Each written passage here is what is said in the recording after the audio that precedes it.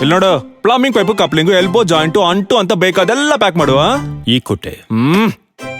ಅಣ್ಣ, ಜಿಂದಾಲ್ ಎಮ್ಎಲ್ಸಿ ಪೈಪ್ ಇದೆಯಾ? ನೋಡ್ರಪ್ಪ, ನಿಂಗೆ ಅಂಟು ಕಪ್ಲಿಂಗ್ ಜಾಯಿಂಟು ಬೇಡೇನೋ? ಬೇಡ. ಆಗ್ಲೇ ಕೊಟ್ನಲ್ಲ ಲಿಸ್ಟ್.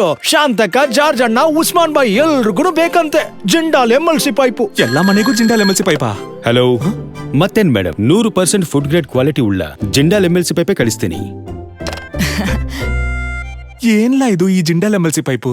ಸಾಧಾರಣ ಪ್ಲಂಬಿಂಗ್ ಸಿಸ್ಟಮ್ ನಲ್ಲಿ 100 ಜಾಯಿಂಟ್ಸ್ ಇರೋದ್ರಿಂದ ಅದು ವಾಟರ್ ಲೀಕೇಜ್ಗೂ ಪ್ರೆಷರ್ ಡ್ರಾಪ್ಗೂ ಕಾರಣ ಆಗತ್ತೆ.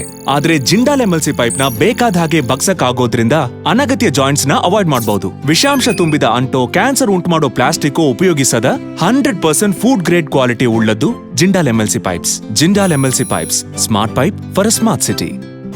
ಬಗ್ಸಿ ತಿರುಗಿಸಿ ಜಾಯಿನ್ ಮಾಡಬಹುದು. ಅಂಟು ಬೇಡ, ಫುಡ್ ಗ್ರೇಡ್ ಮೆಟೀರಿಯಲ್. ನಮಗ್ ಗೊತ್ತಿಲ್ದ ಜಿಂದಾಲ್ ಎಮ್ಎಲ್ಸಿ ಪೈಪು ಅದೇ ತಾನೆ.